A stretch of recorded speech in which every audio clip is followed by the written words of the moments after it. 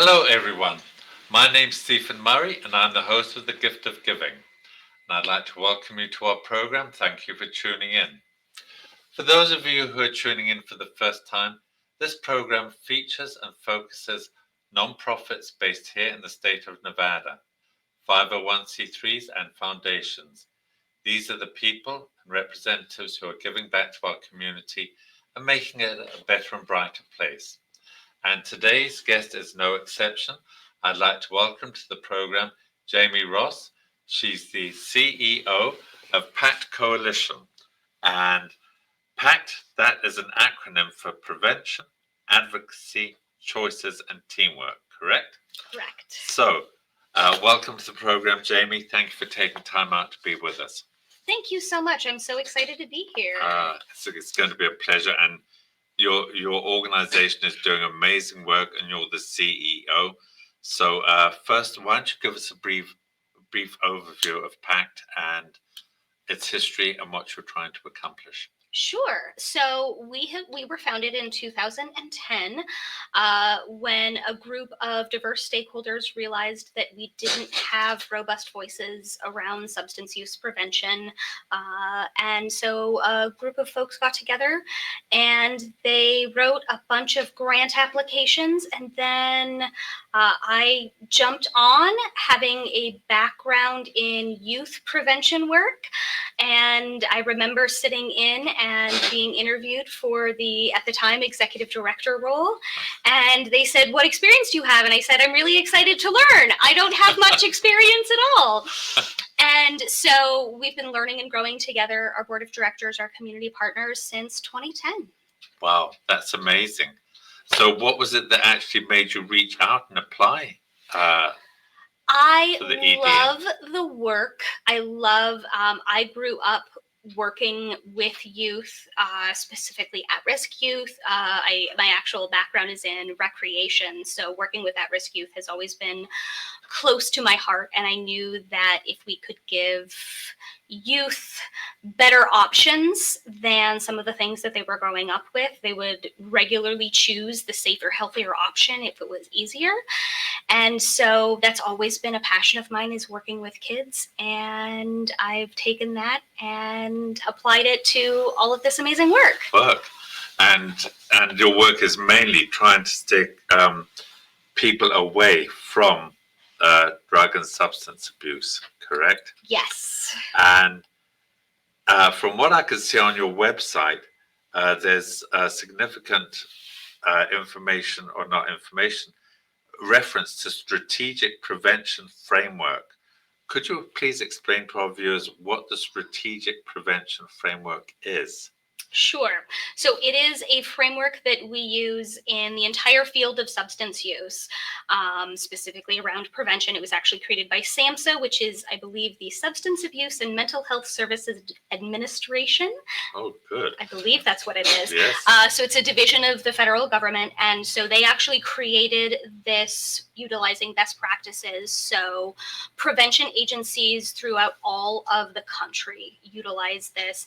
And what we focus on is meeting our community where they're at. So what I like to say is, you can have the very best idea in the whole wide world, but if you don't have community readiness around that idea, or the community doesn't believe that that's an issue, it doesn't matter. You're not going to be able to implement anything.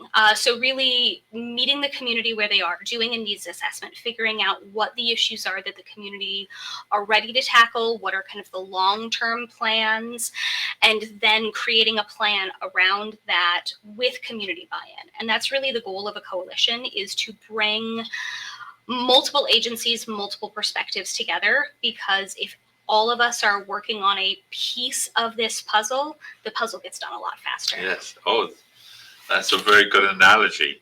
Now, would it be accurate to say that you're as much of a resource center as you are a service center? Because there are a lot of resources on your website, and there's an awful lot of services that you provide as well. Absolutely. What we like to say is, we joke in the office that if we don't know the answer, we know who has the answer to the question. So it's making sure that the community knows what resources are available from our community partners, because there are, as you know better than anyone, there are so many nonprofits doing amazing work in the community that the general public just don't know about. And so if we can funnel folks who need these services to the community resources that exist, as well as providing all of the services that we provide as well.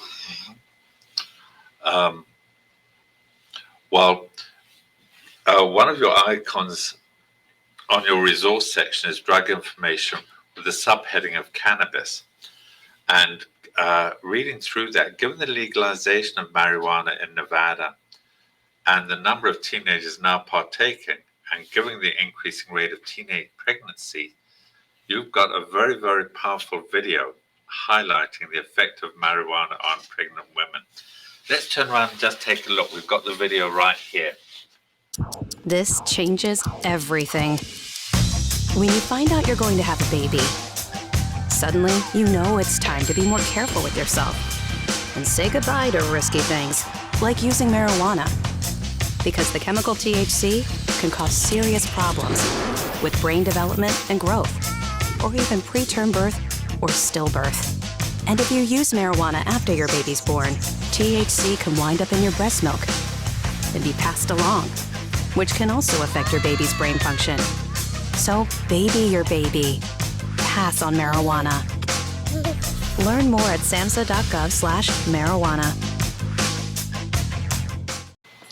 Jamie, that was an extremely powerful video in my view. And it's great that you have that. Is there any comments that you would like to add on this? Are we having more women that teenagers that are getting pregnant that are on marijuana or opioids? Unfortunately, what we're seeing is in my field, the term we use is perception of harm. So we've spent the last, 50 years educating people on the dangers of alcohol and cigarettes. And cannabis, because it was it's still federally illegal, but it was illegal in Nevada until 2016. It was really in a different classification from a cultural perspective. And now that it is legal in a retail sense, what we're seeing is folks don't think that it's harmful.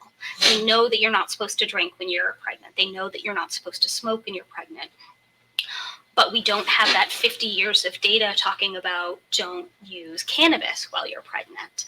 And so focusing on ensuring folks understand the risks, ensuring folks know how to best protect their babies is incredibly important to us, and really focusing on giving folks the resources, because if someone's using cannabis, why are they using cannabis, and what are some safer and healthier alternatives, especially while they're pregnant, because we know that there are some significant dangers to women and babies who are using any substance while they're pregnant.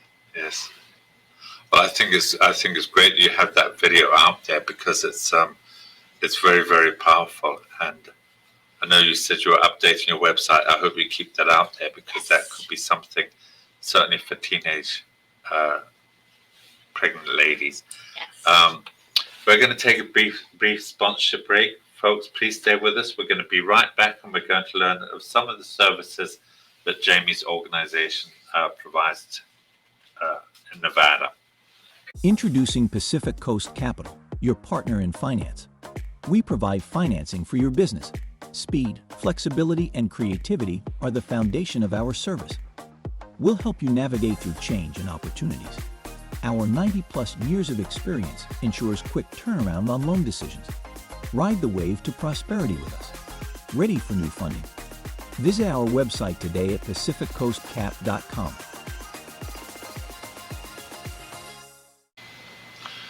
Welcome back, folks, and I'd like to welcome back our guest today, Jamie Ross from PACT Coalition.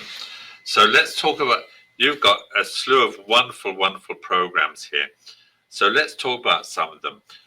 You have an adverse childhood experience, what you call ACEs training. It's a 1 to 3 hour program Could you like to tell our viewers a little bit about that program? I would love to. So ACEs, or Adverse Childhood Experiences, really focuses on addressing the underlying reasons that a lot of folks are doing risky behaviors. So our goal is to, one, educate the public on what adverse childhood experiences, or ACEs, are, and two, if we're working with community partners or agencies, what are the systems that are created within our own agencies that may be inadvertently increasing childhood trauma, and how can we change the policies internally within our agencies to lessen the trauma that we're giving to our youth, our parents, our families, etc. And it's a really simple 1 to 3 hour training depending on how much time you've got. We've done it at churches, we've done it at community centers, and just like with all of our services, all of these services are at the low price of already paid for by your taxpayer dollars. Oh. So I don't like to say free, because they are not free. They definitely cost money, but not to you. Okay. Now, and you so you say you go on all of these services. You go out to the communities. They don't come to you, or are there some that do come to you? There are some. We actually have our mental health first aid training is an 8-hour training we offer monthly in our office. It's a certified training, so you can actually, if you need continuing education, CEUs, whatever the certification is for your agency that you're required to have, we actually are able to provide those. And it is exactly what it sounds like. It is an 8-hour training of, in the same way we've all been first aid trained, CPR and first aid trained, this is a mental health training, very similar. What to expect, what are the signs and symptoms, what are the resources within Nevada, and how can you as a bystander, if you happen to witness a mental health crisis, what can you do, how can you help? Okay. And how often do you have these programs? We do these monthly in our office, and Okay. you can just call our office and get added to the list for the next time we have our training. Okay. And we'll give out that information later on in this program. So now, how do these? You said on the your ACEs training program, you go to community centers and you go out wherever. How do people know to contact you? How do you get the word spread? That I'm assuming they reach out to you, or do you reach out to some of them and say, "Would you like us to come and talk?" Honestly, we have such a robust network of community providers and supporters that we are lucky we don't have to advertise in the traditional sense. Perfect. What happens is we have a one-page flyer that offers all of our programs, and we hand those out anytime we go to our community partner meetings. These are the services that we offer. These are the community resources we can bring to you. And so what will happen is a community partner will say, hey, I see that you have an ACEs training and we have this niche and we need someone to fill it. Can you do this for our next lunch and learn for our department? Or we've got a 1-hour gap in our week-long community retreat and we need someone to come in and talk about something very specific. And so we're lucky that we just have literally hundreds of community partners who love the work that we do, and we love the work they do. Okay, so let's talk about a couple of the others. You have a harm reduction presentation that's a 1-hour program.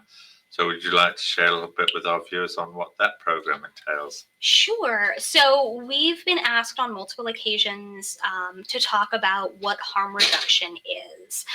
And oftentimes when people hear harm reduction, they think safe injection sites, safe consumption sites. And the reality is almost every agency in Nevada is doing some form of harm reduction. If you are handing out Narcan or naloxone, if you are talking to people about lessening their substance use, if you are meeting people in the community where they are. So if they're not ready for treatment, if they're not ready to talk to a professional, what can we do besides those things? So this is just really a basic understanding of what it is that is the entire spectrum of harm reduction, as well as what the resources in the community are. Because like, you can come to our office anytime we're open, and we will hand out free, again, not actually free, but already paid for, naloxone, which is an opioid overdose reversal medication. I will teach you how to use it. That money, that's actually given to us courtesy of Southern Nevada Health District. They also provide us fentanyl test strips, xylazine test strips. Both of those are adulterants that we're seeing a lot in the drug supply. So we'll teach folks how to use those. We'll walk them through what the process is. And then if they say, hey, this is something I want to do at my agency, we'll connect them to Southern Nevada Health District, make sure that they get trained, and then they can go out and do the same thing for us, or for their agency. Okay. That's a perfect program too. And then you've got one that's called This Is Not About Drugs. And that's another 1-hour program. So what do you cover in that? So that's a really fun one. This is actually specifically youth oriented. So everything we've talked about thus far is for adults. But this is not about drugs. It's an actual evidence-based curriculum. And it's 1 hour, and we actually talk less about substances. One of the things we know about the best way to talk to kids about drugs is the drugs are the least important part of it. It is, are they connected to their school? Are they connected to their community? Do they have an adult who they can talk to? Are they choosing behaviors, making decisions that are safe and healthy? Because everyone will come across a substance at some point in their life. And what are the choices that they're going to make when that happens? And so that is really what that's focusing on, is less about the drugs and more about those community supports, because we know that that's exceedingly important when we're talking about substance use for our youth. And we've done that in schools. We've done that in the Boys and Girls Club. We've got great community partners, and we'll come in and we'll get your kiddos trained. And then if you're interested after that, we actually have another evidence-based program that's much more in-depth called Too Good for Drugs. And Too Good for Drugs is a 16-week program. It can be done shorter, but what we'll do is we'll go to either the school, we'll go to the after-school program, wherever it is that you guys would like us to come, and we will do this entire curriculum. And again, it's focusing less on, if you are of my age and you grew up during the DARE program, where they would come in and they would show you what the drugs look like and they would talk to you about not doing drugs. This is less that and more, let's talk about what happens when life gets hard, because life is going to get hard for every kiddo at some point in time. And what are they going to do? What choices can they make? What are the healthier choices? Building the tools in their toolbox, building their skill set, building that emotional intelligence so that they have all of those other choices to choose from, as opposed to just substances or any other risky behavior. And so that's an entire 16-week program. Yes. With the pre-post test, it's intense, but again, if you've got a youth group that you really want this information to, we can come out and we can present it to your youth. Nice. That's another. A lot of the programs that you have here and services you provide are great. I think this one, Strong African American Families, 5 weekly sessions. Tell us a little bit about that, because I'm assuming it's directed obviously to the African American community. So that is a great program. One of the things that we noticed when we did our last community needs assessment is that there were not programs specific to the Black and African American communities. And there were specific risk factors that may be either elevated or reduced because of the cultural factors. So we actually trained a multitude of community partners who work in predominantly Black and African American communities to create this training. So we actually have community partners who will do this training for, again, your families for free. And it is taught by African American men and women, and it is for predominantly African American communities, really focusing on the cultural strengths of the African American culture and ensuring that we can utilize those processes to strengthen our communities in general, and to, again, our goal is always to reduce substance use. There you go.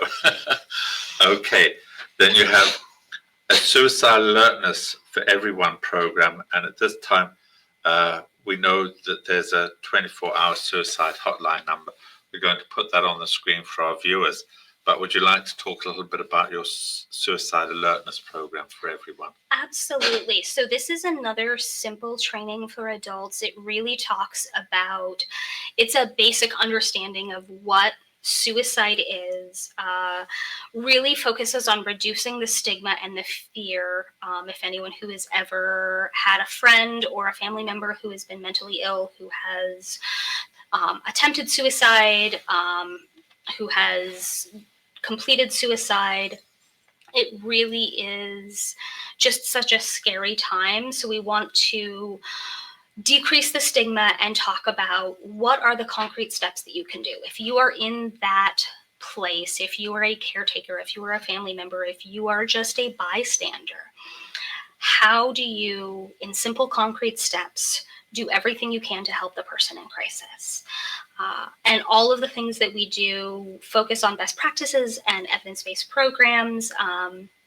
One of the things we like to say, especially in prevention, is bad prevention can be worse than no prevention. Yeah.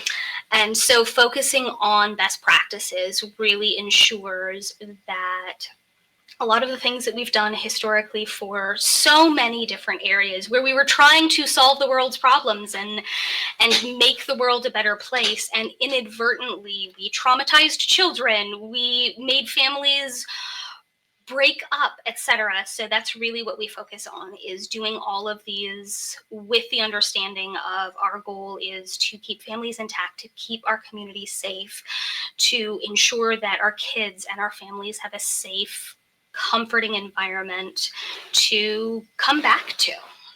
Perfect. Good. All good services you provide. Please stay with us. We're going to take another brief sponsorship break. We'll be right back. Tariffs, pandemics, rising inflation. The Joshua Dowden team is ready when volatility happens. Markets fluctuate for reasons nobody can control. Don't let the headlines drive your financial plan. The Joshua Dowden team at Priority Wealth Partners has served Summerlin retirees for 3 decades. Our 5-tier risk management strategy matches our strategies with your goals, with plans designed for your assets to be there when you need them. Conveniently located at the heart of downtown Summerlin. Call Joshua Dowden today or visit DowdenFinancialServices.com. Country roads take me home to the place where I belong, West Virginia, Mountain Mama. Comes a triple yodel. Adi-yodelay, the-loo-leo, the-leo-leo, oh-oh-wee.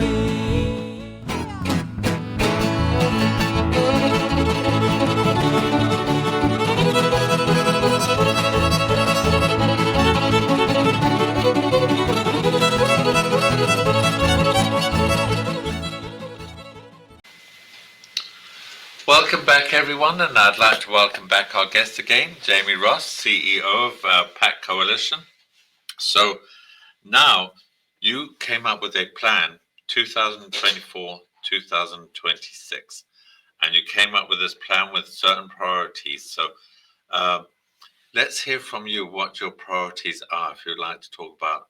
I know it's a big plan, but there's certain things you've put as your top 9, if you will. Absolutely. So let's talk about some of your priorities. I think that's fantastic. I love it. So really what we're focusing on is one of our big issues is we're still seeing the numbers not going in the direction we want when it comes to youth alcohol use.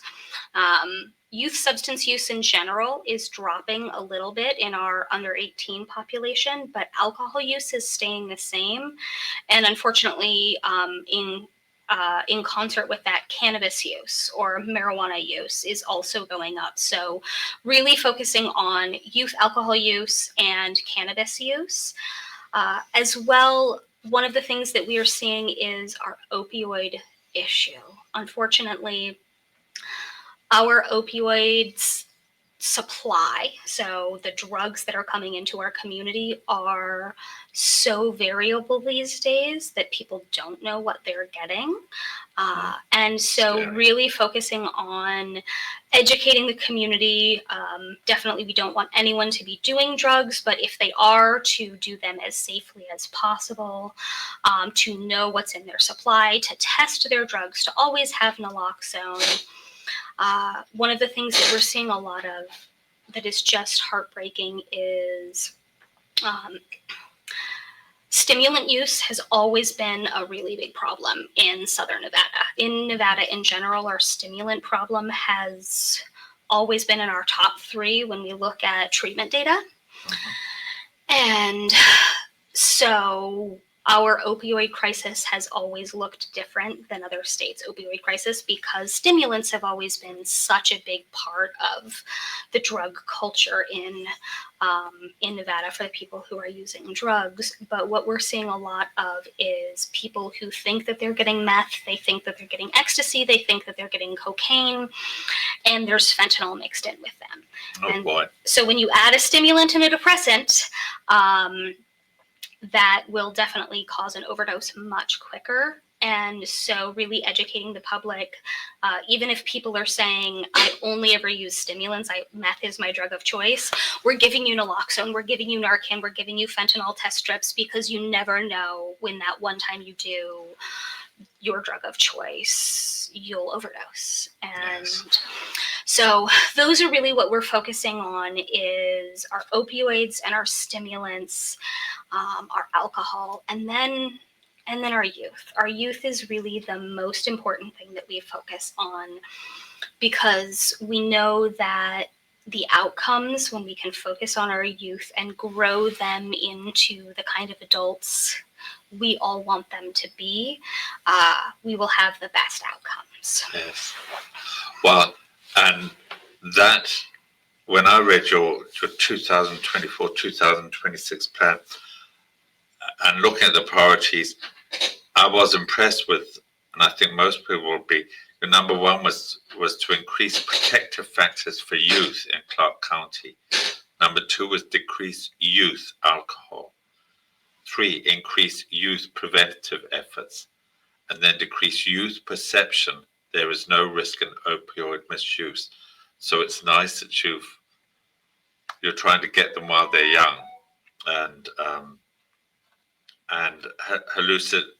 hallucinogenic education, you're doing a lot in that area. That's one of your priorities.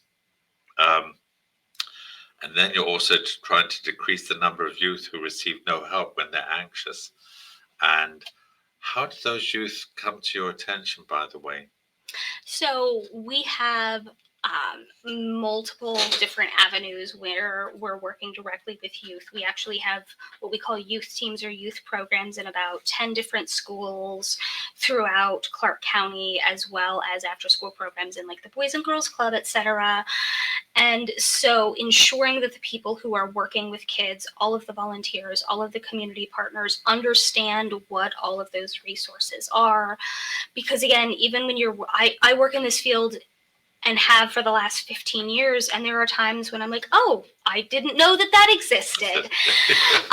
And so just giving the resources to our community partners so that when the youth are struggling, that they know where they can go, that they know, we know that having a multitude of adults who care about them is one of the single best protective factors we can give kids. Yes. So we found that the teachers who are doing the after school programs, our volunteers, our community partners who are doing that, are often the first line of defense with our youth.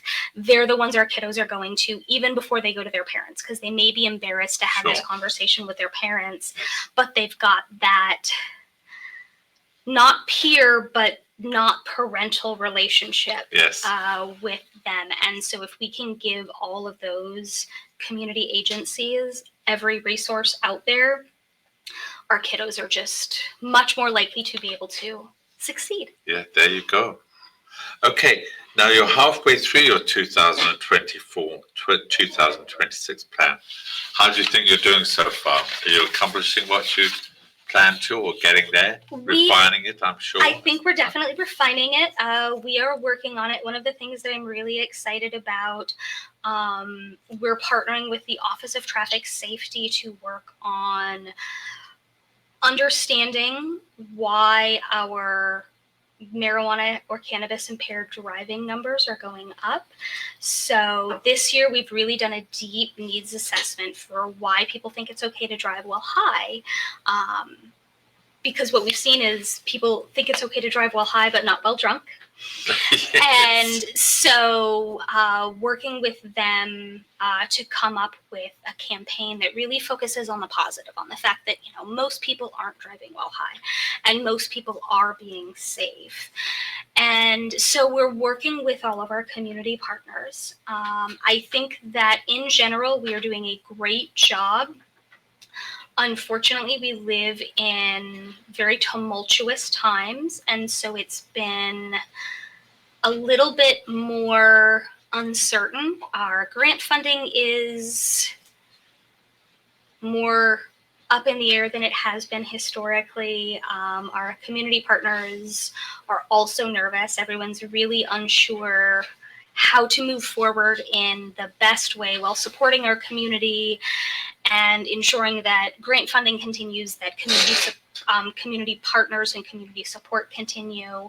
So I would love to say we're further along in the process than we are, but I think that we're doing a pretty darn good job given all of the changing needs in our community. Circumstances, yes. Sounds like it. And I know that you cover basically Clark County, but you network with other coalitions throughout the state, and there's I think there's like 9 or 10 different, there's a little bit more. The only communities that aren't covered are Mineral County, Esmeralda, and Lincoln. All the others have coalitions. Now, did you start these coalitions, or are they all independent? So they're all independent, but we work with them closely. We actually meet with them quarterly. We share resources. They'll come to, I've actually been to all 17 counties in Nevada because of this. So I can tell you where Esmeralda County was before I started this job. I could not tell you where Esmeralda County was. And just meeting the communities there. So like when all of the other coalitions come to Vegas, I give them a tour. We talk about all of the resources, everything. And then like when we go to a community partner, I believe our next meeting is in Reno. So we'll do a tour of facilities and projects and programs happening in Reno.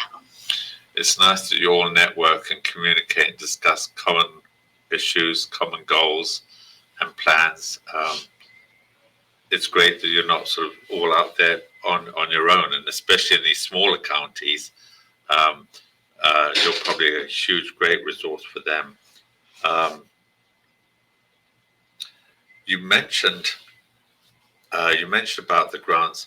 Do you get much in the way of corporate donations at all, or individual family donations? We do get some family donations, and that honestly is the best. That unrestricted money, because when you deal with grant funds, there's so many hoops and there's so many little restrictions, and there is unfortunately everyone will tell you these are the universal grant guidelines, and having sat in the seat for 15 years, I can tell you there's no such thing as universal grant guidelines. So it's every agency's interpretation. And so sometimes what will happen is we'll have this great program and this great project, and it's funded, and then the next time the grant comes out, the thing that made that successful is no longer an allowable cost in the grant. And that's not anyone's fault. That's just the way the world works. Yes. And so those unrestricted funds, those donations that we get enable us to keep these amazing programs going, because I can support 90% of the program with grant funding. It's that 10% that we need that really just makes people want to show up, that makes people want to be a part of it. Okay. And do you have any fundraisers coming up at all, or do you have any fundraisers throughout the year? We do fundraising year round. So if ever you want to donate, you can go to our website and you can just donate. But we don't do any specific fundraisers. Okay. What we do is we always partner with our community partners as they're doing fundraisers, so that we can ensure that they're getting what they need. And then we'll oftentimes do partnerships where they'll write us into a project and they'll say, hey, we got all of these donations. Thank you so much for being a supporter. Let's write you into this project. There you so it's been amazing. We're very lucky. And you mentioned about people going to your website. At this point in time, would you like to give out your website information, your phone number, how people can reach out to you and get in touch? Sure. So our website is drugfreelasvegas.org, all spelled out, all one word. And our phone number is 702-582-7228. Or if you have an old school phone, 702-582-PACT is our phone number. And you can call us, and any resources you need, any help, any support, if anything that we've talked about sounds interesting, give us a call and we'll set up a time to meet and see how we can support you and our community.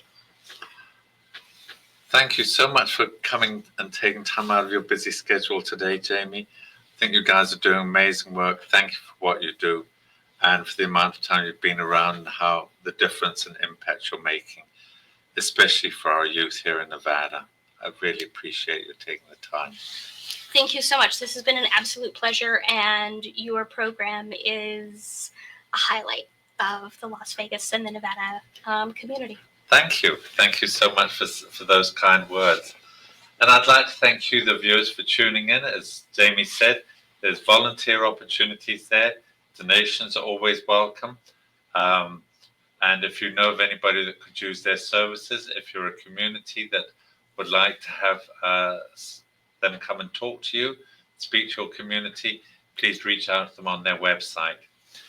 I'd also like to thank John Stiles, the show's producer and station owner of WWDBTV, for having this program.